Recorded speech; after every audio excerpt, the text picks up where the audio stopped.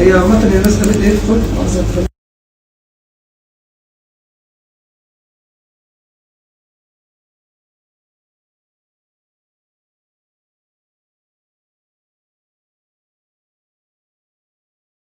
اللي الناس تقع فيها.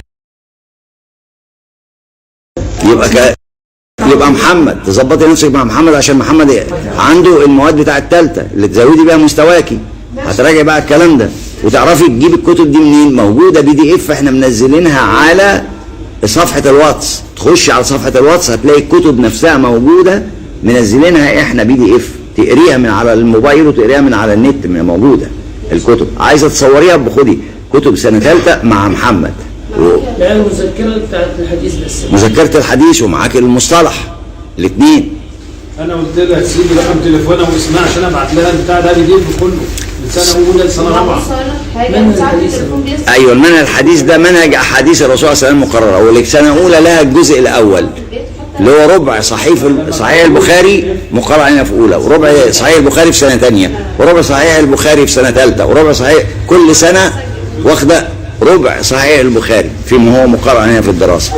والكتاب موجود ورقيا من دينه مع دارس، عشان الدارس يقول انا معايا الكتاب اللي عاوز يستعيره اسبوع ياخده معايا يقراه ويجيبه لي، او ياخده يصوره ويجيبه، او مش عايز يستعيره اهو موجود على الPDF على نفس الموقع بتاع الواتس.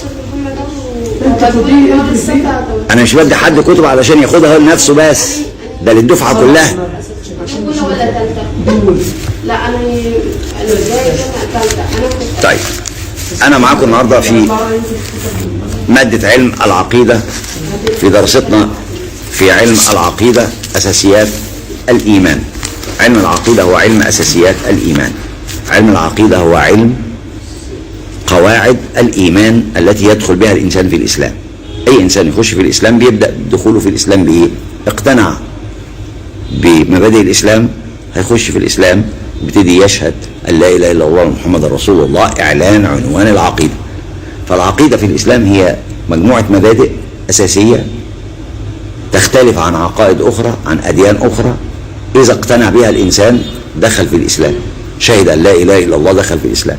واذا اقتنع بها وشهد ان لا اله الا الله بدا يبقى عليه تكليف اعمال الاسلام، انه يطبق اعمال الاسلام من صلاه، صيام، زكاه، حج، عمره، زواج، احكام المعاملات كلها في حياته، وبالتالي يتربى على الاسلام.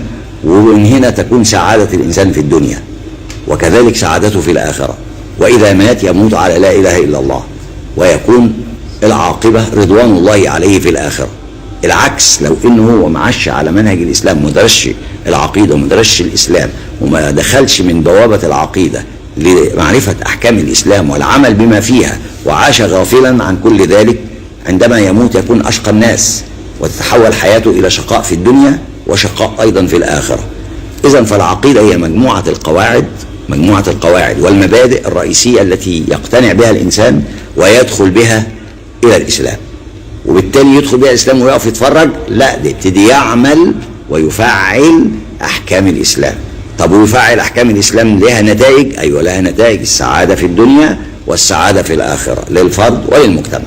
اذا العقيده، تعريف العقيده هي مجموعه القواعد والمبادئ التي يقتنع بها الانسان ويدخل بها في الاسلام، ويترتب عليها العمل باحكام الاسلام، ويترتب على العمل باحكام الاسلام السعاده في الدنيا وفي الاخره، الجزاء الدنيوي والجزاء الاخروي.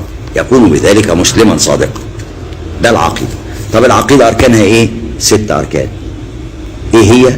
اولا الايمان بالله عز وجل وحقوقه. رقم 2 الايمان بالنبوات والكتب التي انزلها الله عز وجل، وحقوق الانبياء والمرسلين وخاتمهم محمد صلى الله عليه وسلم وواجبنا نحوه. ثالثا السمعيات. ايه السمعيات؟ نحن نؤمن بان في حاجات ربنا ذكرها لنا في القرآن، الرسول قال لنا عليها صلى الله عليه وسلم، فسمعنا بها وامنا بها. زي ايه السمعيات؟ 6 حاجات. اولا الايمان بعالم الملائكه، ان في عالم اسمه عالم الملائكه عباد اطهار، واحنا مطالبين ان احنا نستحضره بمجالس العلم ومجالس الاصلاح بين الناس وزياره الاحبه والاخوان في الله تعالى. يبقى ده عالم الملائكه. طيب في عالم الجن موجود معه؟ فيهم الصالح وفيهم الطالح، فيهم المؤمن وفيهم الكافر. طب وغير عالم الجن؟